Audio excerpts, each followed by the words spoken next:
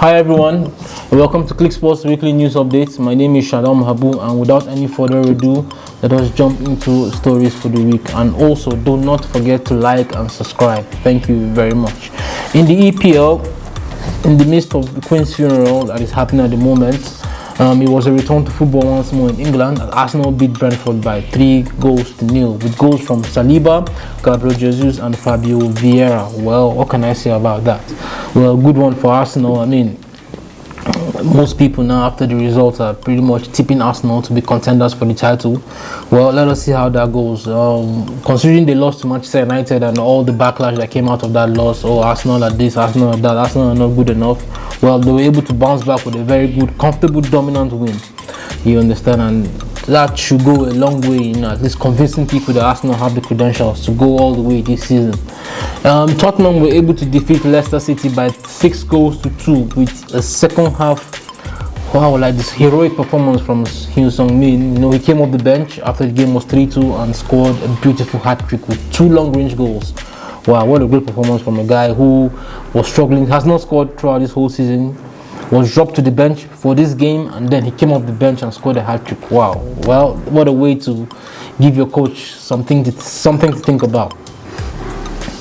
Man City won by 3-0. Haaland scored again. What is new? Nothing. Man City going strong as ever.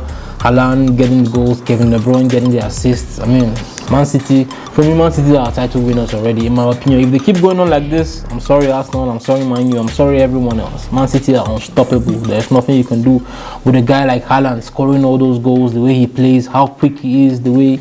Come on. There's a 4-1 conclusion already, but let's just watch everything play out. We didn't get to see United, Chelsea and Liverpool as all their games were postponed due to logistical issues, everything surrounding the Queen's funeral, lack of policemen and all those. But for me personally, they were missed. But yeah, in La Liga, Real Madrid defeated Atletico Madrid by 2-1 with goals from Vinicius and Rodrigo, the Brazilian duo. You understand? It was a great game. I watched the game. It was a great game. Both teams gave their all. You understand? But Madrid, they are the best team in the world at the moment, and they showed themselves again. With 2 beautiful goals from their Brazilian youngsters. You understand? They don't seem to be missing Benzema, and Modric and Toni Kroos don't seem to be slowing down too as the years go. So let's keep watching Madrid. Let's keep wishing them well. Atletico Madrid also, they're in there. Let's see how it goes for them. Barcelona defeated Elche by 3-0 with a goal from Lewandowski, Memphis Depay, and Barca are pushing, still second on the table as things stand. You understand? Lewandowski is not slowing down. I think he's on 8 goals now as we speak, top goal scorer in La Liga. Wow, Barca are giving Madrid a good push for this title, and well, it is going to be an interesting watch. In Serie A, it was a great weekend for Napoli as they beat AC Milan by 2-1 to go to the top of the table in Serie A. Well, Napoli are a great team, a very stubborn, hard to beat side, and you understand, they have good attackers, you understand, they score good goals, you understand. Let us watch out for Napoli this season. I think with this win, Napoli have made themselves favourites for the title. Last season they could have won the title, if not for some injuries, you understand, little mishaps here and there. But this season right now, the team is okay, the squad is okay, and they've just beat the champions, you understand. So who's to say Napoli can go all the way? Those who are predicting Napoli will have a chance of winning the title. Who knows, you might be right. Juventus sadly again lost to Monza. What does Massimo Allegri have to do to get a sack? I don't think they've won more than 1 game this season, and this is not the Juventus we know. Juventus, the most successful team in Italy, losing to a side like Monza, newly promoted for that matter, it is not a good showing for them, and they have to pick themselves up real quick and start fighting for this league title, or else their rivals will leave them behind very quickly. Inter Milan lost 3-1 to Udinese, another sad loss for another title favourite. Again, this is not good, you understand, but good for the likes of Destiny Udogie, who plays for Udinese. Udinese played a very great game, surprised Inter Milan and beat them by 3-1. That's football for you. And Serie A is of late it has become as interesting as, I would say, almost as interesting as the EPL now. We're not seeing the big teams just blow away the small teams. Inter Milan lost to Udinese.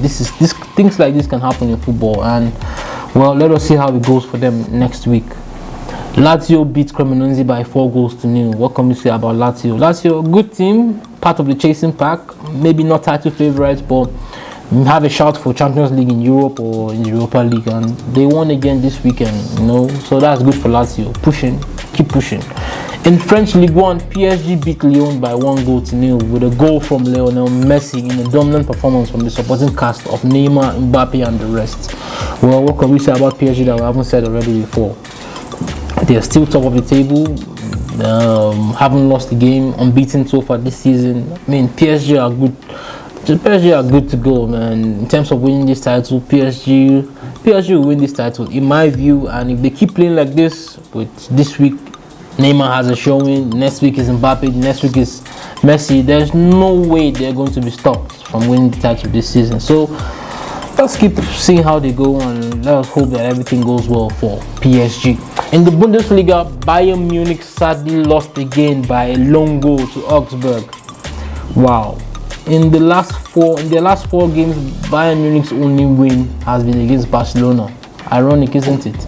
You understand? You lose to the small teams in Germany, but the only team you can beat so far is Barca. The last 4 games. Well, we don't know what's going on at Bayern Munich, but we hope they'll be able to pick themselves up and get back to winning ways, and take this Bundesliga by the scruff of the neck and really push for the title, knowing fully well how good and how strong the team they are. This is probably, in my view, the 3rd best team in Europe after Madrid and Barcelona. So let us see how things go in the next game, and let's see if Bayern Munich can get back to winning ways. Leverkusen drew 1-1.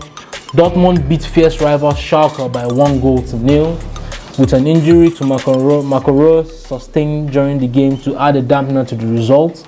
Aside from that, it was a great game by Dortmund. They beat their closest rivals, and on to the next one. In the EPL again, Ethan Nwaneri became the youngest ever Premier League player at the age of 15 years and 181 days as he came off the bench in Arsenal's victory over Brentford, breaking the record previously set by Liverpool's Harvey Elliott by 214 days and 15 years. Wow, good one. Wish the boy well. We hope that he picks up from here and he keeps going. Well, I mean, this is a great record. It's a great record to have on your name. Being the youngest ever player in the biggest league in the world. He really has a lot to do going on from here. He needs to find his way into the team, play well for the team, make a name for himself. So, let us watch this kid and see how his career goes. Leicester City have put Brentford manager Thomas Frank top of their list as they consider sacking Brendan Rodgers after their 6th straight loss, even though it will cost them more than £10 million to axe the Northern Irishman. Well, Leicester City have been struggling throughout the season, only 1 win so far, sitting at the bottom of the EPL, and right now as we speak, things do not look very good for Brendan Rodgers. The club are considering sacking him, and we all know how things go for managers. One moment you're winning, everything is good, you're the best manager in the world. The next moment you're struggling and you're up for the sack. So, it's part of the game. Let us see how things go for Leicester. We hope they make the best decision for them, the right decision. We hope if Brendan Rodgers stays, things pick up for him. If he goes somewhere else and he has success. As for Thomas Frank, he's been doing so well so far at Brentford, and moving to Leicester will be a nice step up for him. Will be a chance for him to move on to a much higher stage, a much higher level, a much bigger club, and to prove himself and show what he's made of. So let us see how this goes. Michael Owen heaps praise on Arsenal's shift in mentality, claiming they have been soft in years gone by, and insists the fans should start getting excited with Mikel Arteta's side top of the Premier League table. Well, here we go again. Another pundit coming out to heap praise on Arsenal, the performances so far, the way they've looked, how dominant they've been in games, the fluid style of play that they've employed, the difference in mentality of the players. Well, let us see how Arsenal goes. It's a long season. You can't just jump on Arsenal's bandwagon yet for me. But as an Arsenal fan, well, it's good news. It's good to see that people who doubted Arsenal before are now starting to say good things about Arsenal. It's left for Arsenal to prove themselves as the season goes. We know it's a marathon. It's not a sprint. So let us see how it goes. Let us see if Arsenal can maintain this good run of form. The La Liga president condemned racist abuse directed at Vinicius Jr. after Real Madrid star was subjected to vile racist chants calling him a monkey by Atletico Madrid fans on Sunday. And he vows to work with the police to bring perpetrators to justice. Here we go again with issues of racism in football. When will this stop? We don't know, but let us hope that La Liga president, the police, and the authorities involved in this will put a crackdown on this racist abuse that are coming towards black players in football. You know, there's no place for racism in football. The game of football is a beautiful game, and things like racism only serve to make the game look bad. And let us hope that something can be done to curb it. Ian Wright heaps praise on Granit Xhaka for setting Arsenal's tempo in new position and claims midfielder's left foot is easily one of the best in the league. With midfielder key to Gunner's incredible start this season, what can we say about Granit Xhaka? He has been playing well so far this season in a new position for that matter. You understand? And you know, considering when Mikel Arteta first came to the club, if you recall, Granit Xhaka was literally on his way out of the club.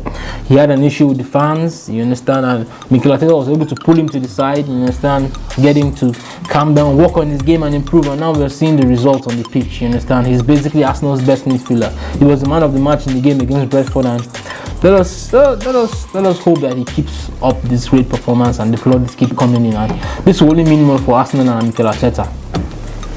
Christian Romero, Tottenham Hotspur's centre-back, names Virgil van Dijk and Lisandro Martinez as the Premier League's best defenders before sports stars reveals admiration for Gerard Piqué and Carlos Puyol, who were beautiful to watch at Barcelona for Pep Guardiola's all-conquering side.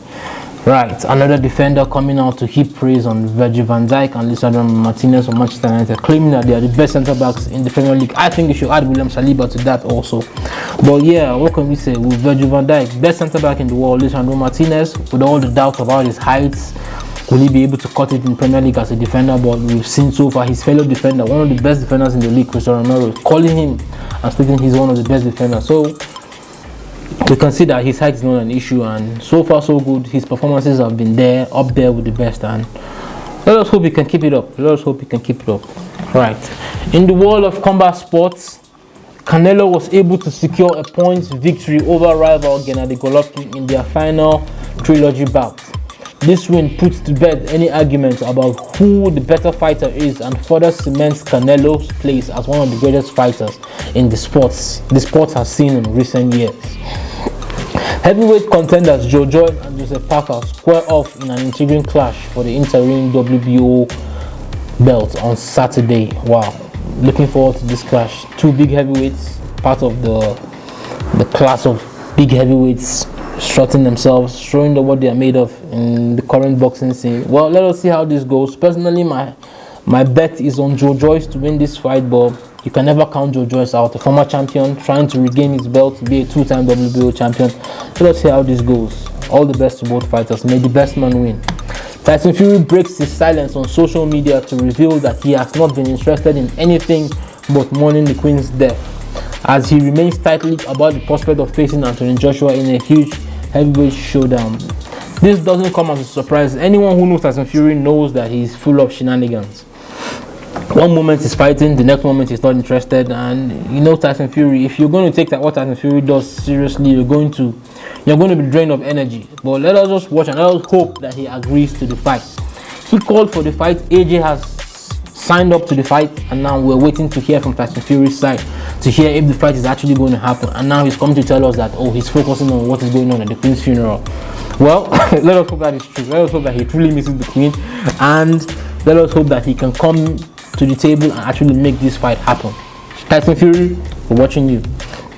UFC legend Jose Aldo retires from MMA after a glittering career which saw him reign as champion for 5 good years, with the former rivals Max Holloway and Alexander Volkanovski paying tribute to the featherweight GOAT on social media.